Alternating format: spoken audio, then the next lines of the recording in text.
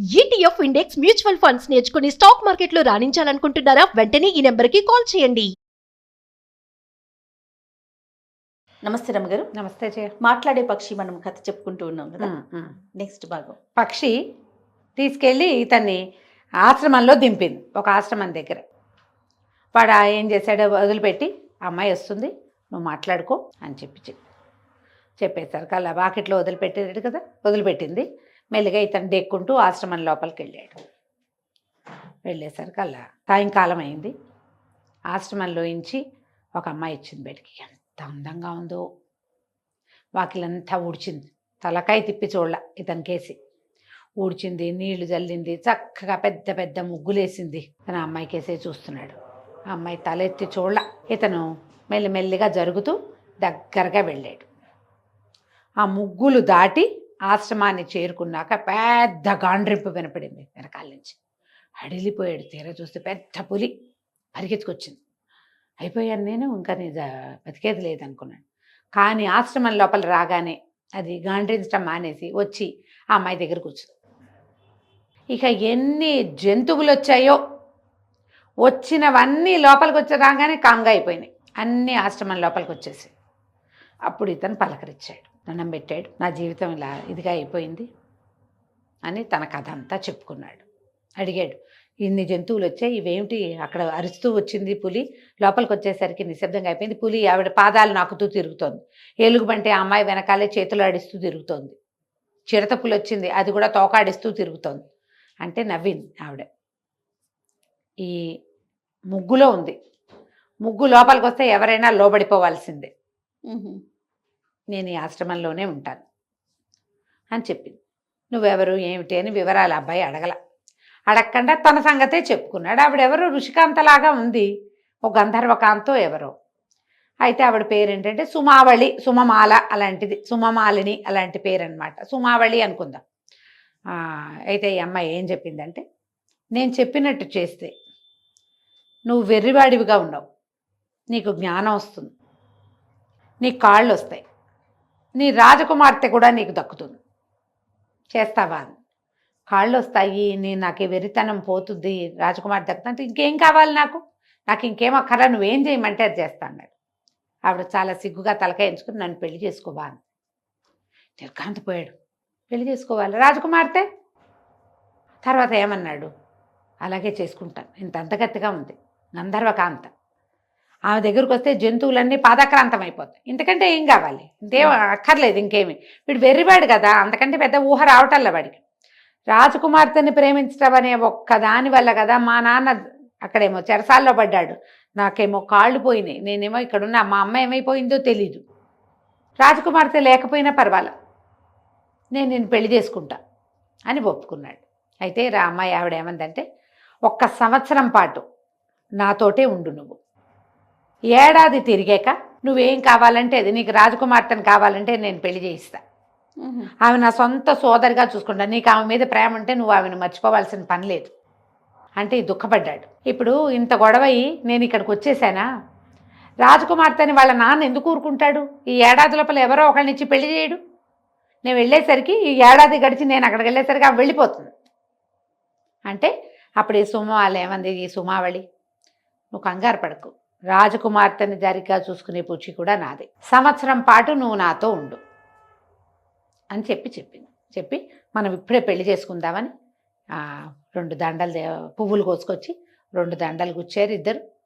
ఈ జంతువులన్నీ చూస్తుండగా దండలు మార్చుకున్నారు. పాదాలు లేవు, వాడికి తిండి తిప్పలు ఆవిడే చూడాలి, అమ్మాయే చూడాలి. సరే ఆ రోజు రాత్రి హాయిగా గడిపారు. ఏదో ఆహారం పెట్టింది, హాయిగా జంతువులన్నీ ఆశ్రమం చుట్టుపక్కల పడుకున్నాయి కాపలాలాగా. సుమావళి మన ముకుందుడు ఆశ్రమం లోపలికి వెళ్ళిపోయి విశ్రాంతి తీసుకున్నారు. ఆ రాత్రి గడిచిపోయింది. మర్నాడు ఉదయం సుమావళి ఇతనికి కనపడలా. కొంచెం కాళ్ళు అవి నొప్పులుగా కూడా ఉన్నాయి కదా, ఇక అలాగే ఉన్నాడు. మర్నాడు రాత్రి వచ్చి ఏం చెప్పిందంటే, ఇక్కడ అడవిలో ఒక అద్భుతమైన దేవాలయం ఉంది, జ్ఞానాంబికాదేవి అక్కడ ఉండే అమ్మవారు. ఆమె పౌర్ణమి నాడు కనపడుతుంది, ప్రత్యక్షం అవుతుంది. ఇవాళ పౌర్ణమి, మన ఇద్దరం అక్కడికి వెళ్దాం, దేవతలందరూ ఆమెకు పూజ చేయడానికి వస్తారు, ఆ అమ్మవారి దర్శనం లభిస్తే నీకు జ్ఞానం వస్తుంది కాళిదాసుకు వచ్చినట్టు దేవతల సహకారంతో నీ కాళ్ళు సంపాదించుకుందు కానీ అని చెప్పింది. బాగుంది, సరేనన్నాడు. ఈ ఇంతలో ఏమైంది, ఈ రాజకుమార్తె అని ఇంట్లో ఉంది. రాజుగారినేమో బంధించాడు ఆ వీరవర్మ. రాజును బంధించిన తర్వాత రాజకుమార్తె దగ్గరికి వెళ్ళాడు. ఏం చెప్పాడు, నేను వివాహం చేసుకుంటా, మీ నాన్నని జైల్లో పెట్టా, వాడు రాడు, వచ్చిన వాడు వెర్రివాడు, వాడికి నేను పెళ్లి చేసుకునేంత లేదు, నువ్వు నాతో ఉండవలసిందే, నీకు రెండో దారి లేదు. ఈ పిల్ల ఏడుస్తూ కూర్చుంది. ఆ ముకుందుడే గుర్తొస్తున్నాడు. ఎంత ప్రేమగా ఉన్నాడు, ఎంత చక్కగా ఉన్నాడు. బ్రాహ్మణుడైతే ఏమిటి, క్షత్రియులు బ్రాహ్మణుల్ని వివాహం చేసుకోరా, మా నాన్న నా జీవితం ఇలా అయిపోయిందే అని ఏడ్చుకుంటూ కూర్చుంది. అతను ముహూర్తం పెట్టిస్తున్నానని చెప్పేశాడు. రాజ్యం అతని చేతిలో ఉంది. ఏమనుకుంది, ఒక వజ్రపు టొగ్గరం వెతుక్కుని దాన్ని పగలగొట్టి దాన్ని ఎందులో నా కలుపుకొని తాగేస్తే చచ్చిపోతాను నేను. ముకుందుడు కాళ్ళు నరికేశారు. ఇంకా అతను వచ్చేది లేదు, నాన్న వచ్చేది లేదు, జైల్లో ఉన్నాడు. వీడికి రాజ్యం కావాలి, దాంతోపాటు రాజకుమార్తెనైనా నేను కూడా కావాలి. ఇప్పుడు వాడే రాజ్యం తీసుకున్నాడు అనుకో, ప్రజలు ఎప్పుడో ఒకప్పుడు వ్యతిరేకిస్తారు. రాజుగారిని అరెస్ట్ చేసి రాజ్యాన్ని ఆక్యుపై చేసిన వాడి మీద ప్రజలకి సానుభూతి ఉండదు. అదే వాడు రాజకుమార్తెకి మొగుడైపోతే రాజుగారి మీద ప్రేమతో రాజకుమార్తెను యాక్సెప్ట్ చేసి ఆమె భర్తను యాక్సెప్ట్ చేస్తారు. వాడి ప్లాన్ అది. నేను లేకపోతే ప్రజలైనా తిరగబడి ఏదో ఒక నాటికి ఈ ప్రజాకంటకుండి తీసేస్తారు అని ఏమనుకుంది, ఈ వజ్రాన్ని మింగుదామని భావించింది. అది కలుపుకునేసరికల్లా దూరం నుంచి ఒక పక్షి పరిగెత్తుకుంటూ వచ్చి ఈ అమ్మాయి తాగుతున్న పాత్రని తోసేసింది. విచిత్రంగా పాత్ర పడిపోయింది. ఆ పక్షి మాట్లాడడం మొదలుపెట్టి రాజకుమారి, ఏమిటి చచ్చిపోదామనుకుంటున్నావా? నువ్వు చచ్చిపోవద్దు, నీ ముకుందుడు క్షేమంగా ఉన్నాడు, నీ దగ్గరికి వస్తాడు అంటే భోరుమ నడిచింది రాజకుమార్తె. ముకుందుడు చచ్చిపోలేదా, వెళ్ళి చంపేయలేదంటే చచ్చిపోలేదు, కాళ్ళు నరికారు అంతే. కానీ 1 సంవత్సరం పాటు నువ్వు గనక వేచి ఉన్నావా, కాళ్ళు వస్తాయి, ముకుందుడు వస్తాడు. అక్కడ ఒక అద్భుతమైన అవకాశం లభించింది. కాబట్టి నువ్వు ఆ పని చెయ్యొద్దు. మరి మీ అమ్మాయి ఏమంది, రాజకుమార్తె మధుమాల ఆ అమ్మాయి, వీడిని ఏం చేయను నేను, ఈ వీరవర్మ రేపొద్దును ఒప్పుకోడు అనేసరికల్లా ఈ మాట్లాడే పక్షి ఏం చెప్పిందంటే, దీనికి ఒక ఉపాయం ఉంది. రేపొద్దున వస్తాడు, పెళ్ళంటాడు. నువ్వేం చెప్తావంటే, నీకు ఇప్పుడు ఎన్నో సంవత్సరం, రాజకుమార్తెకి 17వ సంవత్సరం, 18 ఏళ్ళు వస్తే కానీ నా పెళ్ళి అవ్వకూడదు. 18 ఏళ్ల లోపల నన్ను ఎవడు పెళ్లి చేసుకుంటాడో వాడి కాళ్ళు పడిపోతాయి, నా జాతకంలో ఇలా ఉంది అని చెప్పి వాడిని నమ్మించు అంటే సరేనంది. మళ్ళీ అనుమానం వచ్చింది. ఇప్పుడు నేను చెప్తాను, నమ్మిస్తా. వాడు పోయి మా ఆస్థాన జ్యోతిష్కుడు ఉన్నాడు, డిండిమ భట్టు అని ఆయన, అక్కడికి వెళ్తాడు. ఆయన అలాంటిదేం లేదు, రాజకుమార్తె అద్భుతమైన జాతకం అన్నాడు అనుకో, కొంప మునిగిపోదు. వాడు నేను అబద్ధాలు చెప్పానని నన్ను ఏమైనా చేస్తాడేమో అంటే పక్షంది అలా కాదు, డిండిమ భట్టికి ఒక ఉత్తరం రాసివ్వు. వీడి చెర నుంచి నేను తప్పించుకోవాలంటే నాకు 1 ఏడాది సమయం కావాలి. ఈ సమయంలో నాకు వివాహం జరిగితే పెళ్ళికొడుక్కి ఎవరైతే వరుడు ఎవరైతే ఉంటాడో భర్తకి కళ్ళు పోయి కాళ్ళు పడిపోతాయి, అనారోగ్యం వచ్చేస్తుందని మీరు చెప్పండి. ఏడాది తర్వాతకి ముహూర్తం పెడతాం, 18 ఏళ్ళు నిండంగానే, ఇప్పుడు 18 నిండంగానే పెళ్లి చేసుకోవచ్చు అని చెప్పండి అని ఒక ఉత్తరం రాయి. ఈ ప్లాన్ బాగుందిగా. రాజకుమార్తె చకచక డిండిమ భట్టికి ఉత్తరం రాసేసింది, నన్ను రక్షించండి, నా తండ్రి అయిన మహారాజేమో జైల్లో ఉన్నాడు, మీరే నా తండ్రి అనుకుంటున్నాను, ఈ ఏడాది ఆపితే నందో రాజా భవిష్యత్తు, నాకు వేరే అవకాశం లభిస్తుంది, కాబట్టి ఇది చెప్పండి అని రాసి ఈ పక్షి చేర్చి ఇచ్చేసింది. పక్షి ఈ ఉత్తరం ముచ్చుకుని అక్కడికి పరిగెత్తుకుంటూ వెళ్ళి ఆ డిండిమ భట్టికి ఆ ఉత్తరాన్ని అప్పచెప్పింది. ఆయన ఆ ఉత్తరం చూసుకుని ఆ ఉత్తరాన్ని కాల్చి చింపి ముక్కలు చేసి కాల్చేశాడు. సరే, నా దగ్గరికి వస్తే నేను అదే చెప్తా, మీరేం కంగారు పడద్దని యువరాణికి ఒక మాట చెప్పమన్నాడు. ఈ యువరాణి దుఃఖిస్తూ అయ్యో ముకుందుడు లేకుండా అయిపోయాడని, నాన్న లేకుండా అయిపోయాడని ఏడుస్తూ తిరిగింది. కానీ ధైర్యం వచ్చింది. ఈ పక్షి, నేను రోజు వస్తా నీ దగ్గరికి, నేను వచ్చి మాట్లాడుతూ ఉంటా, సంవత్సర కాలం నువ్వు వేచి ఉంటే చాలు, ఏడాది అని చెప్పింది. మర్నాడు పొద్దున సైన్యాధ్యక్షుడు రాగానే రాజకుమార్తె ఏం చెప్పిందంటే, నేను పెళ్ళికి సిద్ధమే, కానీ నాకు గుర్తుండి నాకు 18 నిండితే కానీ కుదరదు, 1 ఏడాది సమయం తీసుకో, ఇదిగో నా పరిస్థితి ఇట్లా ఉంది అని చెప్పి ఈ నిమ్మట్టును కనుక్కుంటాడు సహజంగా, కనుక్కొని ఊరుకున్నాడు. ఏడాది సమయం. ఈ లోపల ఏమైంది, అక్కడ అడవిలో ఈరోజు ఈ పక్షి వచ్చి దీని దగ్గర, ఈ అమ్మాయి దగ్గర ఉండేది, రాజకుమార్తె దగ్గర. పగలల్లా ఉండేది, సాయంకాలం ఎగిరిపోయేది, సాయంత్రం అయ్యేసరికి ఎగిరిపోయేది. ఈ మన సుమావళి ముకుందుడు అడవిలో ఉన్నారు కదా. రెండో రోజు రాత్రి ఈ సుమావళి ఏం చేస్తుంది, ఈ ముకుందుడిని మెల్లిగా తీసుకుని ఆ దేవాలయానికి తీసుకెళ్ళింది. జ్ఞానాంబిక చాలా పెద్ద పురాతనమైన దేవాలయం ఉంది. చంద్రోదయం అయ్యి చీకటి పడంగానే అమ్మవారు ప్రత్యక్షమైంది. దేవతలు బోలెడన్ని విమానాల్లో దిగి వస్తున్నారు. వీళ్ళిద్దరూ కనపడకుండా నిలబడి ఉన్నారు. కానీ అమ్మవారు ఎప్పుడైతే ఆమె ప్రత్యక్షమైందో, దేవతలు వచ్చారు, వాళ్ళందరూ పూజ చేయంగానే చంద్రుడు మింటికి ఎక్కంగానే అమ్మవారు వచ్చేసింది. ఆమె స్వరూపంతో చూసేసరికల్లా వీడికి అసలు ఉద్రేకం వచ్చేసి ఎన్ని సంస్కృత వాక్యాలు, చదువు రాదు కదా అబ్బాయికి, ఏమి ఏదో చిట్కా వైద్యాలు మాత్రమే వచ్చు.